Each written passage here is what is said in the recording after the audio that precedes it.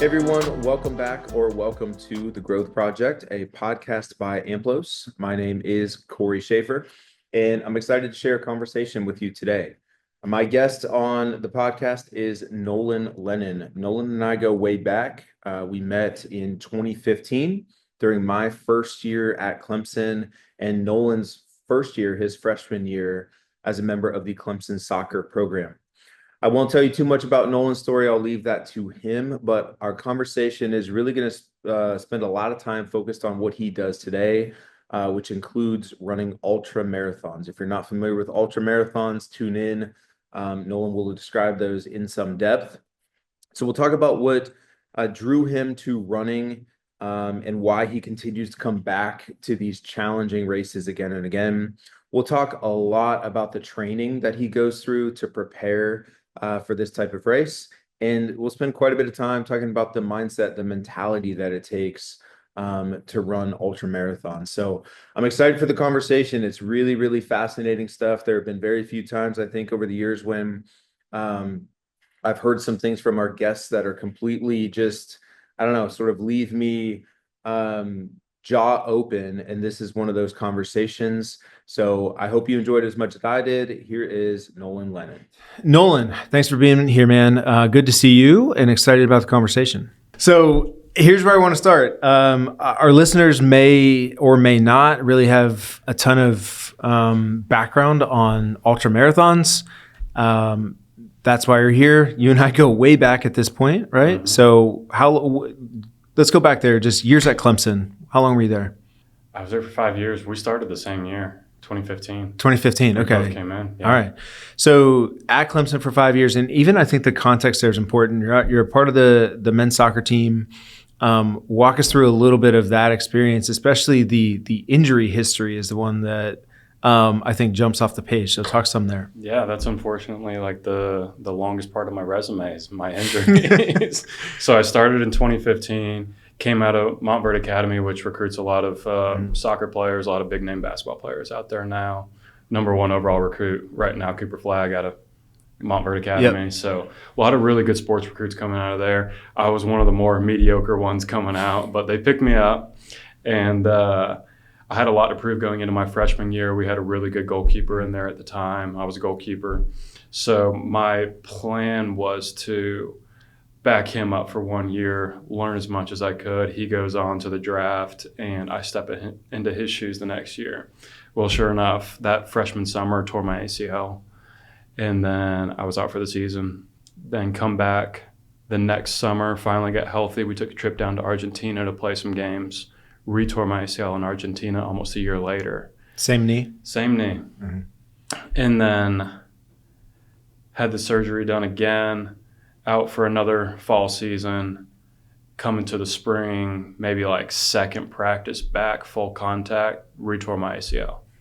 So there's 3 ACLs in 2 years, and you and I got close during this time because when you go in with so many expectations and then you come out and have to rearrange those expectations because you're not the same player you were before, whether you like it or not. I mean, as much as I wanted to just step back on the field and be a really good player, I was already going into Clemson punching above my weight class. Mm-hmm.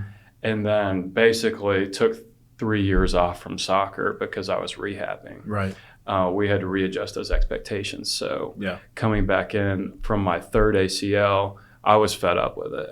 I was like, I'm tired of rehabbing. These leg lifts are killing me. Yeah. I suck. I was not playing well. Anytime I came back from injury, like as good of intentions as I had, I was not playing well. Mm-hmm. We had a really good team. Freshman year, we went to the national championship. Next year, ACC championship, made a good run in the tournament, lost in the Elite Eight, I think, in penalties. Really good team. And I could not get over this thing that I just didn't want to be a mediocre player anymore. So I had the opportunity to get out of it because Coach Mike Noonan there, still there, really great coach. Mm-hmm. Friend of the pod, by the way. Okay, yeah, very close friend. Yeah. I actually met up with him in Costa Rica recently. Awesome. I was down there visiting one of our former teammates, and he happened to be there at the same time, and we Cool. ran into each other, met up with him at a coffee shop. Nice. We were trying to meet up in Greenville, but it ended up being Costa Rica. So That's how it works out. but he gave me an opportunity to be a student assistant coach. And Yeah. I was like, well, this has all the different things that I want. I'd still get to be a part of the program involved. I don't have to tear my ACL again. Like, this is going to be great. And then 2 weeks later, I was like, man, I did all these things growing up. Like, I was a late bloomer when it came to soccer. My family isn't like a rich soccer history like a lot of like former Clemson alums have their kids going to play at Clemson, all that good stuff. Like, I just played for fun growing up. And it wasn't until like halfway through maybe middle school, somebody was like, hey, you should actually like join a club team because you could probably be good. And that was like 7th grade. I mean, nowadays, like 7th graders are already like, know what they're going to do, committed to one sport, Right. and they're playing for an MLS academy. Right. Like I just happened to make my middle school team, and somebody was like, hey, you should probably play club in the off season, get a little bit better.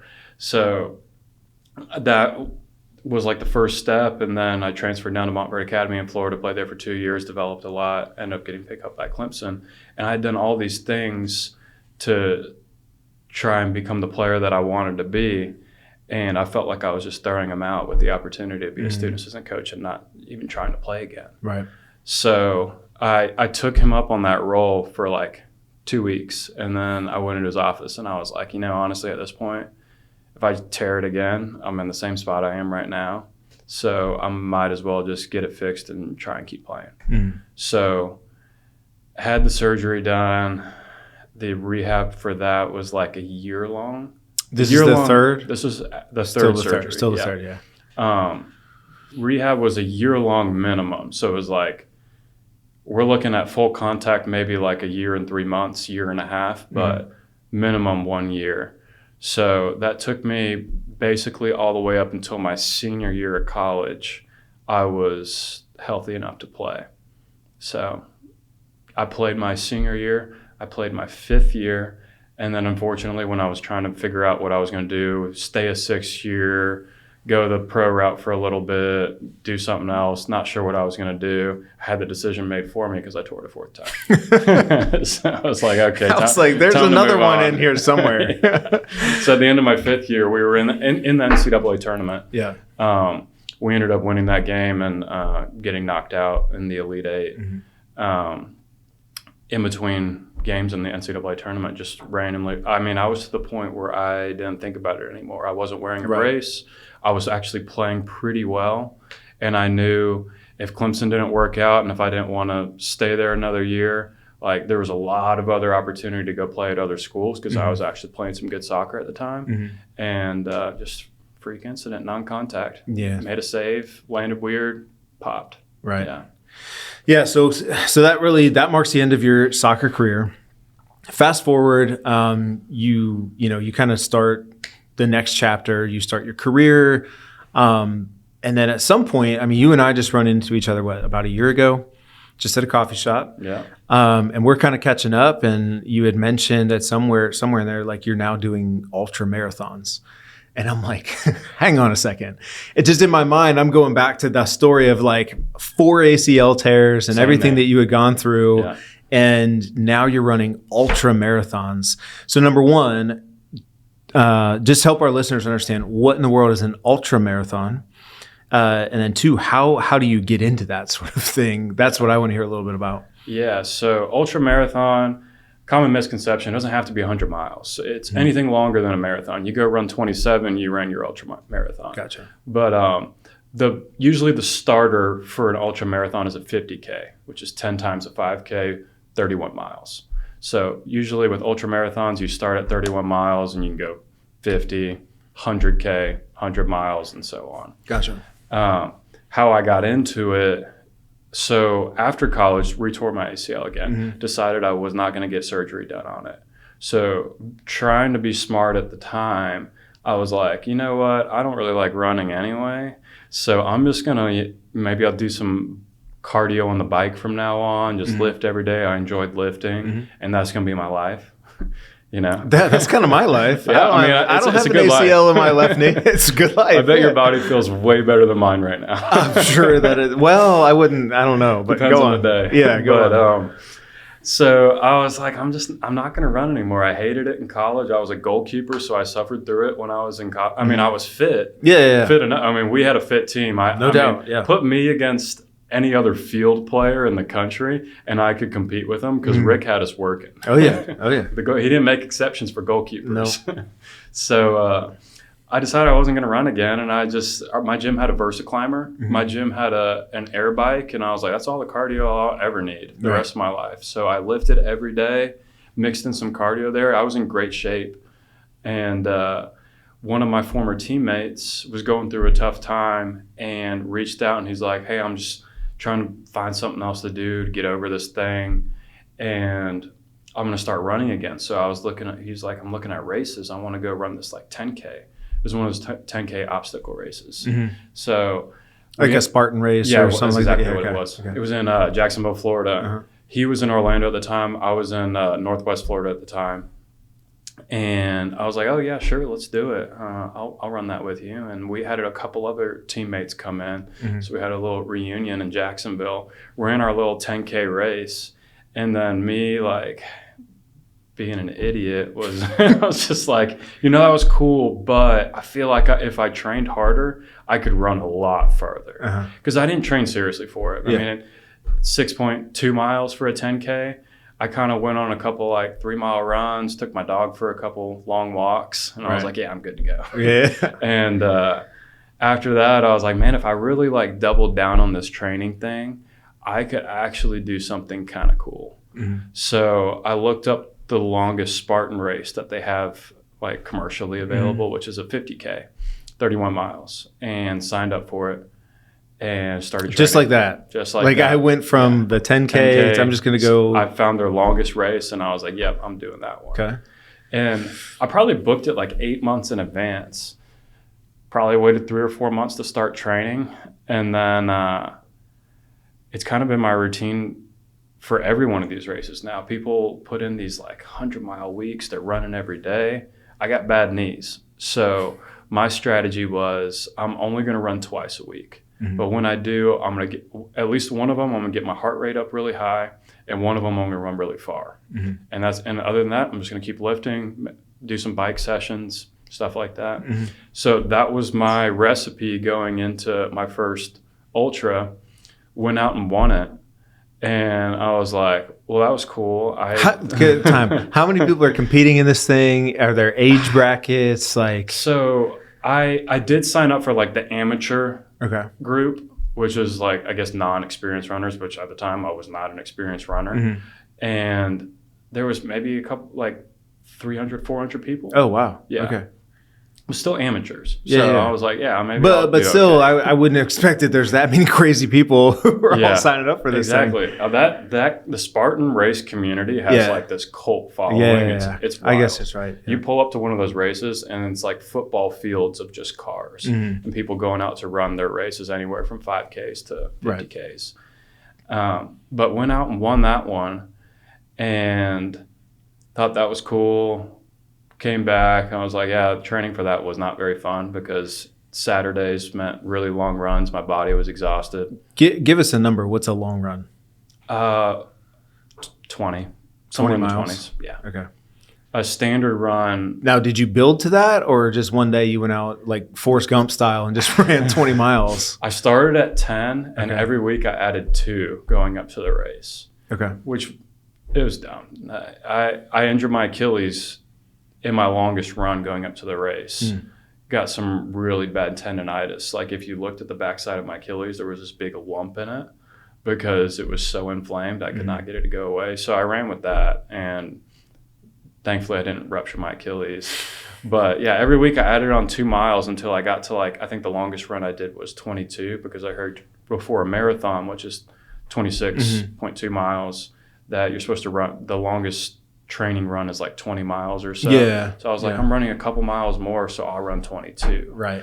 And that was my logic because I didn't actually look up a training plan.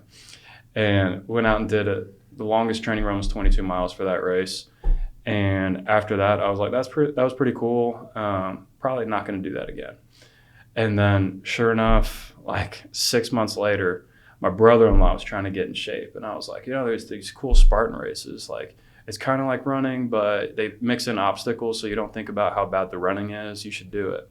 And he's like, oh, yeah, that'd be cool. I was like, I'll sign up for it with you. And we both signed up for this 10K on a Sunday. And I was like scrolling through the list. And I was like, oh, they got a 50K on Saturday. I could run the 50K on Saturday and run with him on Sunday. And the bad thing about doing anything twice is when you do it the second time, one, it's not as cool. Yeah. And two, you have this like hindsight bias where it's like, I probably don't need to train as hard this time because I got this. Mm-hmm. And there's a confidence, an arrogance almost. Oh yeah. So I signed up for like the elite group and I trained for it, but it wasn't as regimented as the first time I did it. And I went out there and I got humbled so bad. I mean, I still placed really well. I was like top 3 in my age group. I think it was like, I ended up finishing like top 15.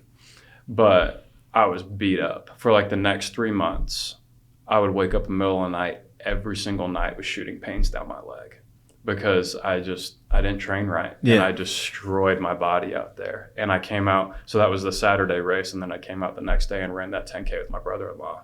And then, which was really cool because looking back on it, he ended up losing like almost 60 pounds. That's cool. And ran his first marathon the other day. Awesome. And yeah, it was a I would cool love experience. to see, by the way, just, personality tests and see what your impulsivity scores would be like. Oh, yeah. The ability to just on a dime be like, yeah, I want to do that. Sign up. It's a dangerous habit. Yeah. A really dangerous habit. So that was my next 50K. I got humbled by that one.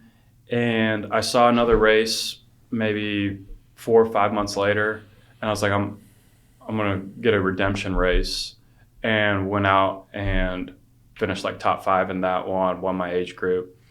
And then the next year, same deal. The same guy that actually I signed up that initial 10K with, I met up with in Costa Rica for a wedding. And we were talking about races. And he's like, yeah, I've gotten out of it again. I'm not really running. I was like, well, I'm looking at races coming up. I haven't committed to anything yet. We ended up signing up for the Table Rock 50K, which is 31 miles up and down Table Rock and Pinnacle Mountain. Mm-hmm. You do it twice, and it's like 8,000 feet of elevation gain. And, Yeah, that's the other thing that we haven't talked about here is just the role even of like terrain and, just the environment. Yeah, the trails will beat you up. Because I think people are picturing potentially just like this smooth road race. Right. No. or like not that I don't think people are imagining 100 and something laps on a track, but terrain, and in this case, right, up, Up down the mountain and then repeat. That's pretty serious stuff. Yeah, all the different elevation change stuff, all the terrain. So like this most recent race that I did, you're looking down the entire time because as soon as you pick your head up, you trip on a root, you trip on a stick, you stub your toe again, every single time. It's not like, oh man, I got away with it this time. Every time you look up, you will trip. It's bound to happen. So I signed up for that race with him, did the 31 miles. Again, thought it was cool. I did really well, finished top 5 in that race off of significant training, but nothing too crazy. Still only running like twice a week. And I'm running at like 200, 205 pounds. So have like 40 pounds on the next biggest runner out there. Yeah. And I again thought if there's any time that I'm going to do something bigger than this, I'd like to take the success and conditioning that I had from this race and carry it in the next one. So I found a 100-miler, ran a 100-miler in Charleston. When was this? Last year? This was last year in July. Okay. Yeah. So it was called the Hellhole 100 because it was like in a swamp in Charleston, peak heat of the summer.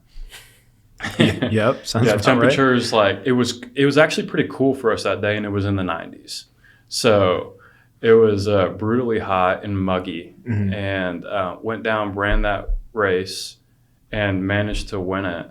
somehow. I got out to an early lead and just maintained it throughout the day. Almost lost it at the end. Well, and again, so this being your first 100 miler, give us context. How long are we running for?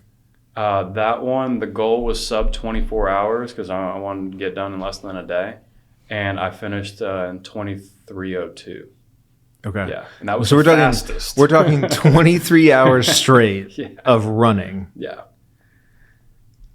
I'm just going to let our listeners sit with that for a second. 23 hours straight of running. So, and you ran just another one this past weekend. Yeah. So after that race, I was like, yep, that was cool. One-time thing, bucket list, check the box. Great. And then came into this year. And then once you get, I don't know, 2 or 3 months away from something cool like that, you start to, I don't know, it's just the way my mind works. You don't feel like that's still a part of you anymore.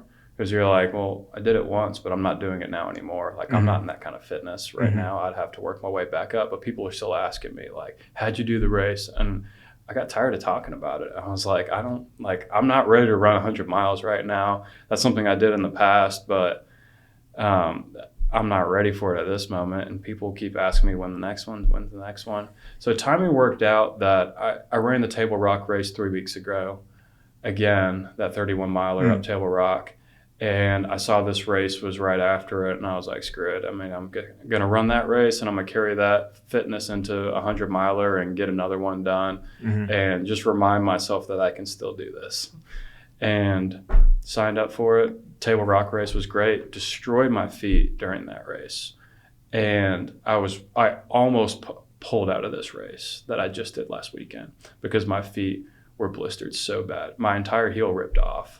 Like all the skin on my heel ripped off and all the inside of the ball of one of my foot just completely ripped off as well. And then like toes were okay, but like my heel, like I couldn't put pressure on my left heel and I couldn't put pressure on the ball of my right foot.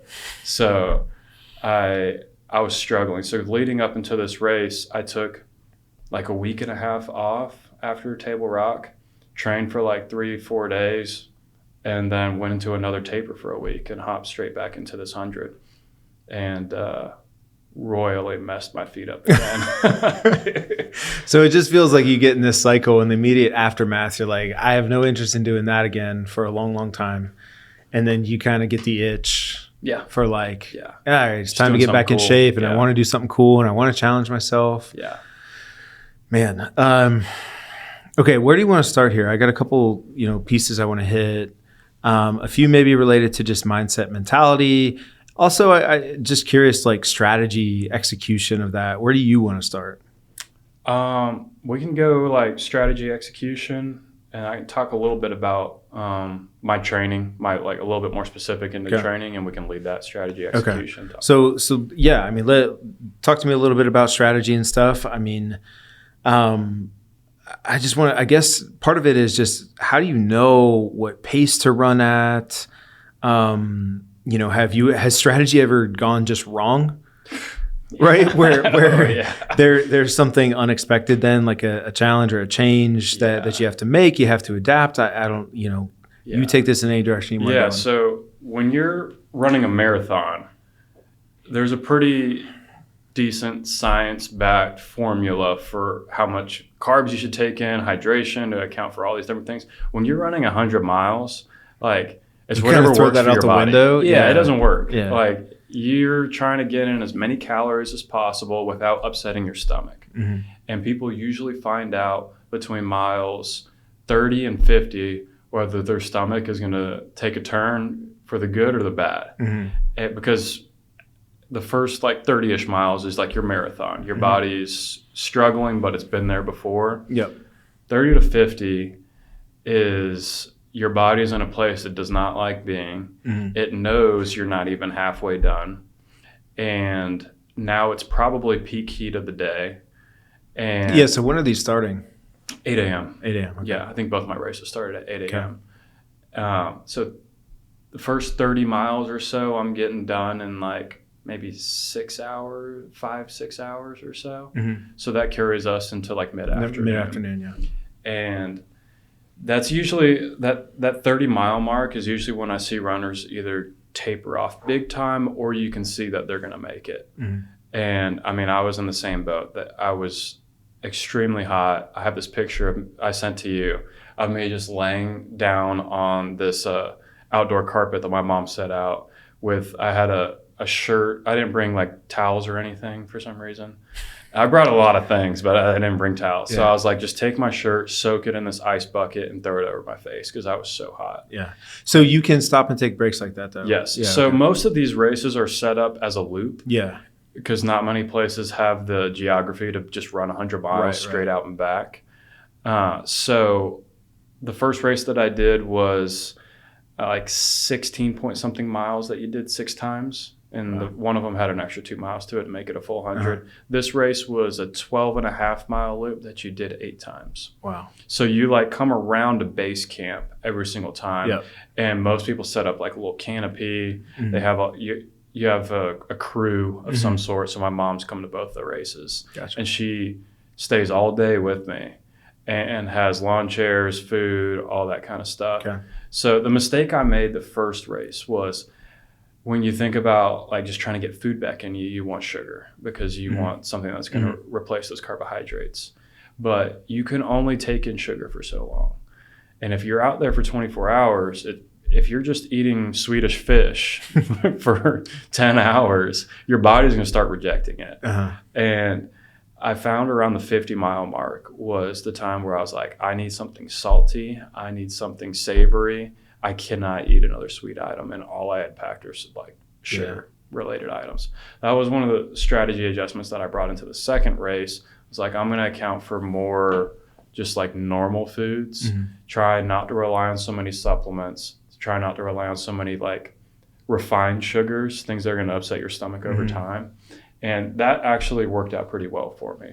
So physically and mentally, I was as much there as you could be for the 100 miles. Okay. The first race that I did, I was out of it for like the last 35. I slowed down so much towards the end. I had like a full lap lead going into the last lap, and I ended up only winning by like 20 minutes because the guy that was behind me had made up over an hour on the last lap because I was moving so slow.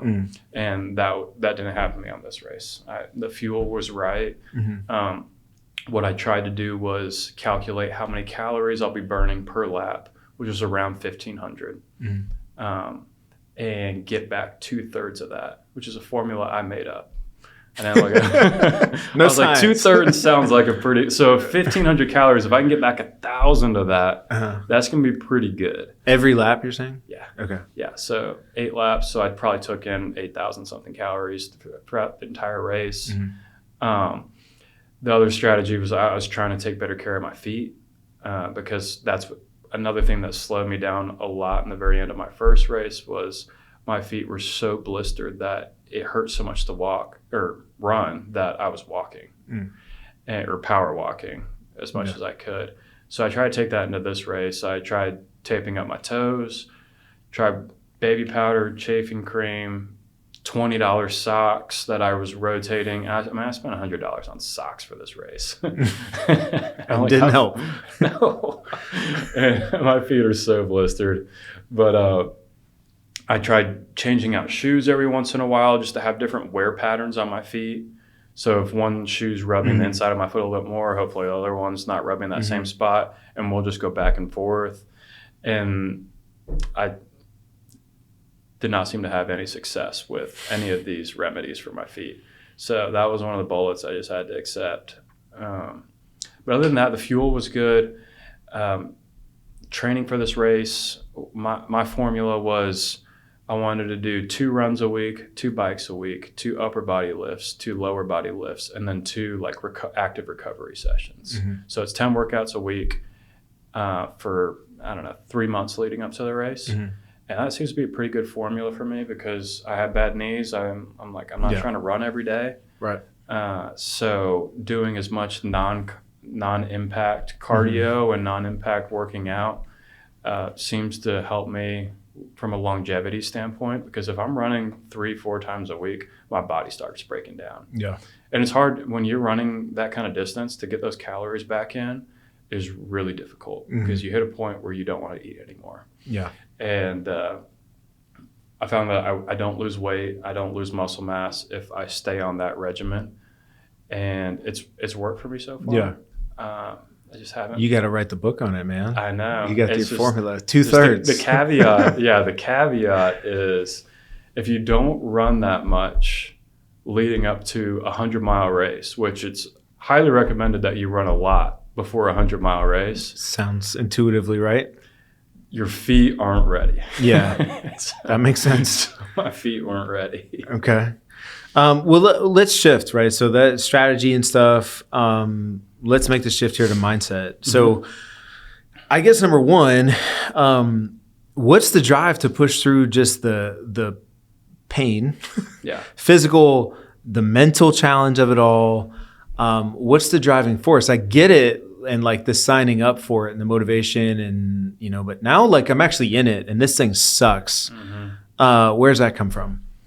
I always tell people when they're like, how do you train for one of these? I'm like, it's really the same training that you would do for your everyday marathon. I have the same fitness as any other marathon runner. That's the first 30 miles. Your mindset is going to take you the last 70 because I'm not running that fast. I'm just not stopping. Right. So when I go out there, I tell myself it's going to be a long day. You've had long days before. It's no different. And when you look back on it, so I started at 8 a.m. on Saturday for this race, and I finished at 8:30 a.m. on Sunday from that race. Yep. When it comes Sunday night, Monday morning, all of that, what do you want to look back on? Did you quit halfway through? Did you? I mean, I almost pulled out of the race because of my feet. Did you not even attempt it? So I just want to look back and not regret at least attempting something that was going to challenge me and help me develop. Right. And how much though, and this is why I felt it might be relevant to start with some of your history and the injury history, how much does that or has that kind of played a role in the ability to adopt that mindset? Because it's like, man, I've done hard things. I've done hard things plenty, 4 different times. I've gone through surgeries and rehab. And again, it's like, this is just another hard day. Yeah. You pick your experience. Yeah. So you're going to go through it. So with the surgeries, all that kind of stuff, I learned this over time. I definitely was not the same man that I wanted to be my freshman year for my 5th year. But I learned over time through the surgeries and through these races that it's going to pass. And you're going to look back on something, so you should probably have an idea of what you want to look back on beforehand. You're beginning with the end in mind, so to speak. Yeah. Exactly. So I want to be proud of my attempt. There's only so much of the performance that you can control, but I want to be proud of how I responded to the adversity of the event, whether it's an injury, whatever else happened to me while I was at Clemson, whether it's the race. I want to be proud of what I did out there, not necessarily caring about whether I won or who I beat or that kind of stuff, numbers. Yeah. So where specifically then over the course of this 24 hours, where are you taking your mind? Are you directing it to a specific place, or are you allowing it to wander and sort of be free? There's got to be like a boredom element to it at some point. Painfully boring. Yeah. So just talk through that.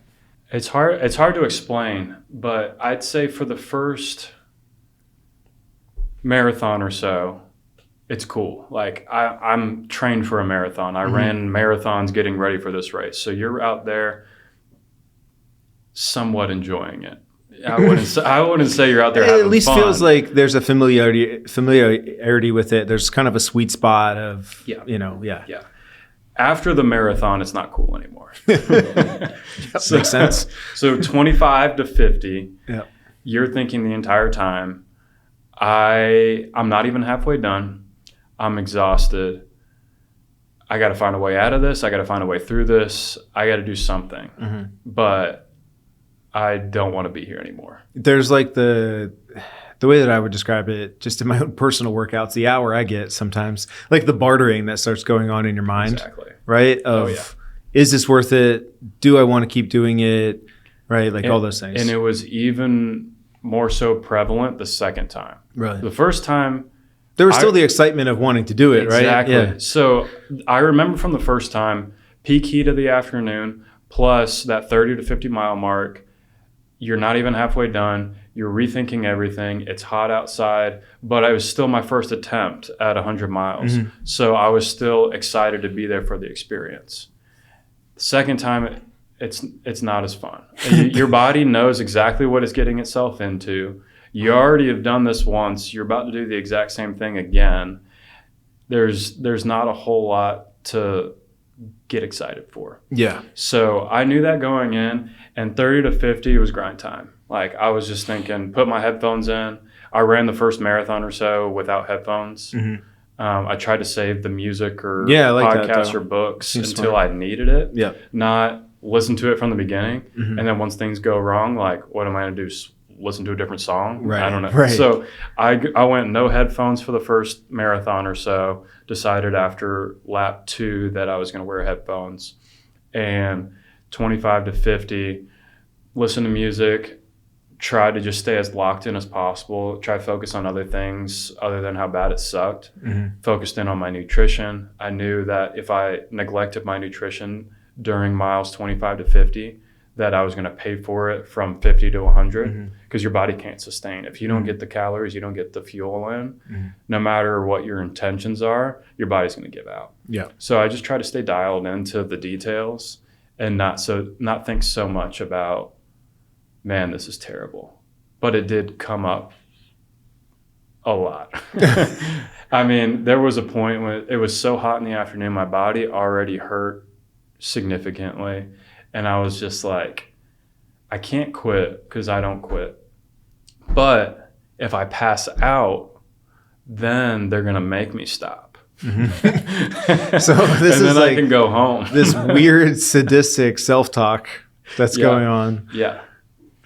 Yeah, it's fascinating. It's fascinating. That was in my mind for a very long time because I was getting really hot. My heart rate was at probably its highest point throughout the entire race. And you're monitoring this stuff throughout, right? Yeah. Yeah. I was just thinking, like, I'll never quit a race. I'll never quit something that I started. But if I come around to base camp and I pass out or something happens and they got to take me to the emergency room, I can at least tell people after the fact that I didn't quit, they made me stop. Mm-hmm. That's what was going through my head. Yeah. Yeah. But, you fight through it. Yeah. Once I got to mile 50, unbelievable pain in my feet, legs, hamstrings. I mean, you don't even want to take a step, and you still got 50 miles left. You're barely halfway done. But after 50, in my head, it's just a countdown. Yeah. It's like I'm over the hump. Yeah, I could see that being at least like I'm on the other side of it now. Yeah. Right. Until then, like I'm not even halfway. It has to be a brutal realization. Mm-hmm. But at least in that sense, it's like, all right, I'm on the other side of it now. Right. Yeah. The new beast going into second half of the race is now we're going into nighttime. Yeah. So your body itself is watching the sun go down, saying, all right, it's time to be tired. Melatonin starts getting released. Exactly. And you're like, hey, no, we've got 40 more to go here. Yeah. So the first 100 miler that I ran, I was power walking a lot of the second half because my feet were so messed up. And I was nodding off while I was power walking. And when I say power walking, I was still covering like 13 minute miles. Uh-huh. Which is moving pretty good. Yeah. I mean, gold standard for a race is 24 hours or less. Uh-huh. And I can power walk 4 miles per hour. And that puts you, if you were to power walk 4 miles per hour for an entire day, you would finish in 25 hours. So. That's a different way of thinking about it. Pretty easy, right? Yeah. I'm like, oh, okay. I can do this. I don't want to try. Yeah. Yeah. So that's what goes through my head in those tough times is like, if I just power walk half a mile and then run the other half mile, I'm in a decent place. Yeah. So I just got to stay moving. So nighttime came around, and last time I was nodding off. This time I brought caffeine, which I didn't do any caffeine for the first race. A lot of runners will do caffeine supplements for circulation reasons, but I was just trying not to fall asleep. Mm-hmm. So I brought like sodas that were more caffeinated. I didn't want to do a full energy drink. Yeah. I was afraid my heart would explode. But I found some caffeinated gum, and it was nice chewing on some gum throughout the night, and some more caffeinated sodas. Get the sugar, get the caffeine, and I did not deal with as much sleepiness throughout the night as I did last time, which was really nice. Yeah. So you're running at that point with like a lamp on your head, like that kind of thing. Yeah. Got a lamp on my head, and this race was the terrain was more difficult. So if you're near the coastline, which is where the Charleston race was, the whole course was flat, which is a beast in itself because you're using the same muscles the entire day. If everything's flat, you never change up which muscle. That's another weird source of punishment, right? So like my hip flexors, I had never felt that pain in my hip flexors before. And it's because everything was flat. This race, a lot more elevation change. I mean, it was constantly so up you're and using down, more of your back and body and posterior chain, that kind of thing. So muscular wise, I actually felt better on this one, even though my feet were getting torn up more from going up and downhill so much. The trail gave me opportunities to use different muscles. And not only that, when you're constantly stop and go, because that's all you got left in the tank. If you're on a flat race, it's hard to decide, all right, now's the time to go. Right. But if you're on a race that's up and down, you're like, okay, uphills, I'm power walking, downhills, obviously I'm running, and flats, we're going to run as much of the flat as possible. So it gave me something to can almost help with the strategy. Exactly. Yeah, especially at night when there aren't even like really good markers that you can see to.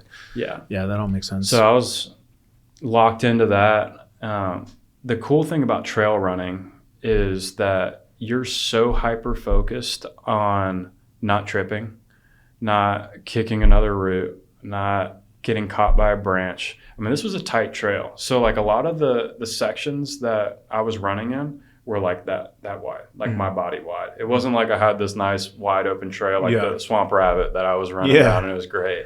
Like this was a tight trail that had a lot of leaves, had a lot of roots, and you're head down running the entire time because as soon as you pick your head up, you're going to trip. And that is a challenge in one aspect, but it also keeps you engaged. I was going to say, there's it just feels like there's good and bad to it. Yeah. Right. The good forces you to just stay focused. Like you said, you're just very engaged. It keeps you probably very present. Yes. Because the second you're not is when you would trip. Yeah. The problem is that would just be so mentally taxing. Oh yeah. You can't turn off. Exactly. That's 24 hours of just being so mentally dialed in. Like, man, that feels like a struggle. Yeah. So I find that road running is mentally a little bit more soothing, but at the same time, it's really boring because, you end up running the same routes all the time just because it's easier. So I'm running the Swamp Rabbit a lot or other places, and it's just a long, straight road. You don't have to think about anything, which can be a struggle in itself because then your mind starts going other places and wants to leave.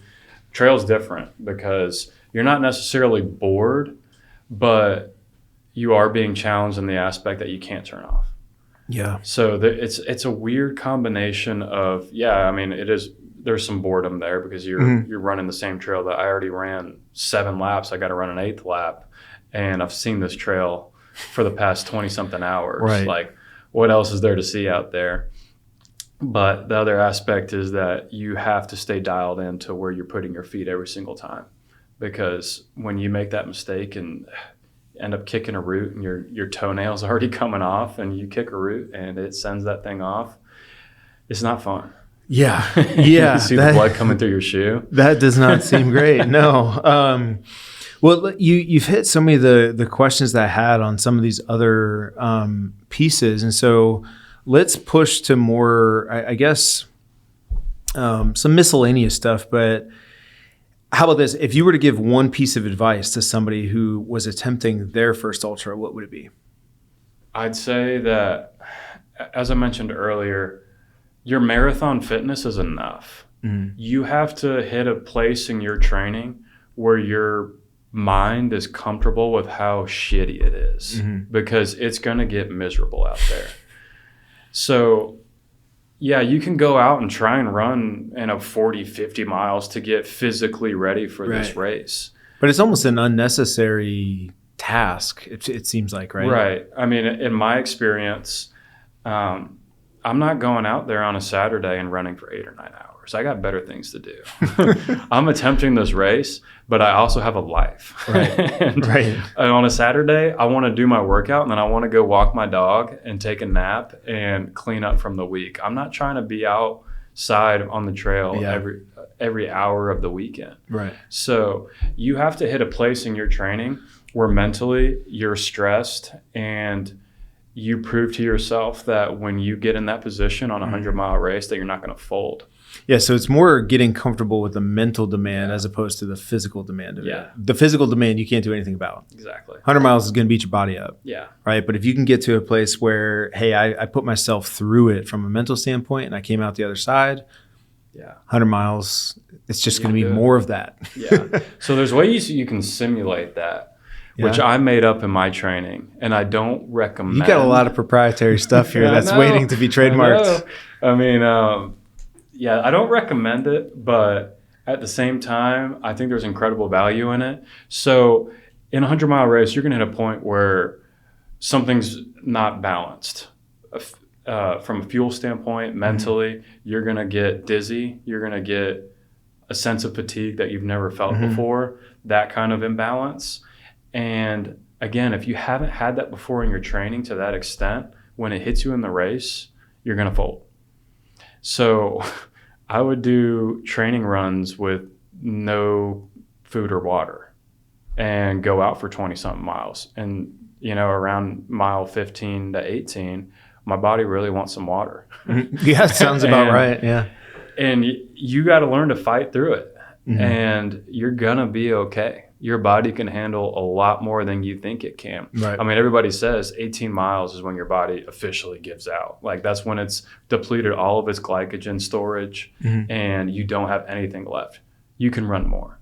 Yeah. You don't have to have it. That's just what the science says. Right. So that's another tactic that I use. I was like, I'm not going to go out and run 40 miles all fueled up, ready to go, but I am going to go and run 20 something with no fuel. And I do the same thing in the gym. Instead of just, I like training on the treadmill a lot because it's a little easier on my knees, and you can simulate hills on it. Whereas if you're running around Greenville, you're not going to get that many hills. I would do a full sauna session, lower body lift, and then hop on the treadmill for an hour and a half, 2 hours. So those are 3 separate days for a lot of people. I would hop in the sauna, go until I didn't want to be in there anymore. Yeah, so you're trying to deplete yourself and get uncomfortable. I mean, think about all the water you're sweating out. And you're depleting your body, then putting it under more stress by lifting, more stress by running. Yeah, simulated fatigue is my idea. Hey man, it's all a controlled environment. You can always go and drink water if you want to, but go as far as you can without it. Yeah, I get you. Again, probably don't recommend it. You could hurt yourself. You definitely could hurt yourself. Disclaimers here. Yeah, so do that in moderation. Don't go and try and run 50 miles without food or water. Not a good idea. But take yourself to a place a little bit farther than what you thought you could do. And that was the whole idea when I started doing these races. I was like, I ran the 10K and I was like, that was cool, but I didn't really have to train. Let me sign up for something that I don't actually think I can accomplish. Yeah. So, and that's kind of where I wanted to take this next is like, how do you even at this point define success in this? Because it doesn't sound, you've sort of mentioned this, you can recite the podium finishes and your times and stuff, but is it about that or is it about something else? Not at all. So, I mean, I won the Charleston race. I won this race. I'm not out there to race people. Yeah. I just happened to finish before everybody else. And what I haven't asked you, but like, it feels like a lot of the time you're doing it by yourself anyway. Yeah. It's not even like you have a person next to you who you're just neck and neck with for 24 hours, right? Yeah. It might be that way for the first couple hours. Yeah. But after that, it's just you versus you anyway. Yeah. I didn't see any, unless I was lapping them. I didn't see them for the rest of the race. No, I just find incredible opportunity and excitement in taking my body to a place that I don't really know if I can do it. Mm-hmm. So at first that was the 50K, the 31 miles. Like I can't run that far. I'm gonna pass out. My body's gonna fail. Let's see if I can do it. Mm-hmm. Okay, accomplish that. Do it again. Okay, now this is getting routine, and I'm not even really training that hard for these anymore compared to the first one that I did. Let's see if we can find something else. So sign up for 100, see if my body can handle it, and then repeat. Okay, so I guess sort of the last question here, what we'll end on, like, what's next then? And I know you're still in a state where, probably hard to answer coming off of just, almost 24 hours ago, less than 36 hours ago. Yeah. I guess, just finishing another race. But have you given any thought to that? Or is it just going to continue to be this like, hey, I'm just going to progressively keep trying to push? Or do you feel like you've reached your limit? I don't think I've reached the limit, but I have reached a point where I'm not willing to sacrifice as much of my free time to invest into these kind of hobbies. Mm-hmm. So I think 100 miles is probably the farthest distance that I could safely run, given the training and the time. Because my work schedule is very busy. Mm-hmm. My recovery schedule is busy. My training schedule is busy. And I've got a crazy dog that I like walking and taking out all the time. Right. So there's only so much that I'm willing to add into my schedule that I think is actually going to provide value. And I don't think the answer is going and doing 200 miles the next time. Mm-hmm. So the answer to your question is no, I haven't decided what's next. Mm-hmm. There's going to be something. And once I see it and it excites me, then I'm going to go all in for it. And I said I wasn't going to run another one of these, and here I am doing another one. And I'm going to say it again. I don't think I'm going to run another one anytime soon. Yeah. But who knows? Who knows? Yeah, I told my mom probably not a good idea. She's seen me both times and how my body is afterwards. Yeah. And she probably would appreciate it if I did not do this again. But it just depends on where I am in my life, what's going on, and where I see opportunity. So if it means doing the same thing again one more time, maybe that's it. But who knows, 6 months, a year down the road when things come up and I just latch onto another opportunity. Yeah, a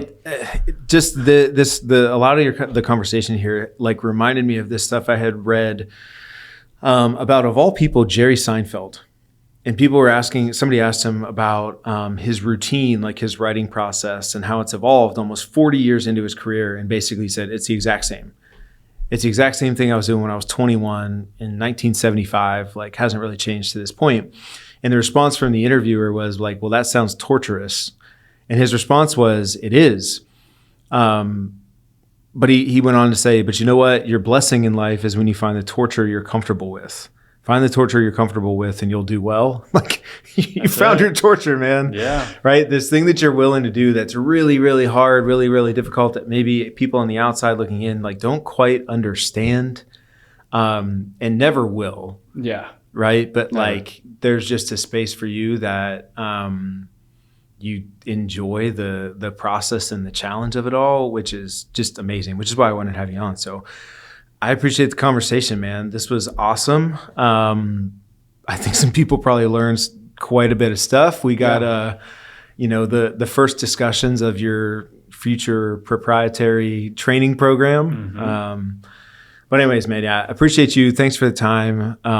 Great conversation. Yeah, appreciate it. I think for anybody listening to this, if there's one thing you can take from it is that find your hard and don't go on the internet and look up a training plan to this, a training plan to that. This is how I'm supposed to do it. This is how I'm supposed to do that. Figure it out for yourself. Mm. Like, yeah, take some advice from people. Maybe don't do something stupid like I did. But go figure it out for yourself. You know, you're in a controlled environment. Chances are you're not going to hurt yourself. like take some pride in figuring it out by yourself. Don't just rely on other sources, other people telling you should do this and that. Figure out what makes you tick, and then just go and do it. So we'll leave it on that, man. Really well said. So hey, appreciate you. Thanks for the time, brother. yeah, appreciate it.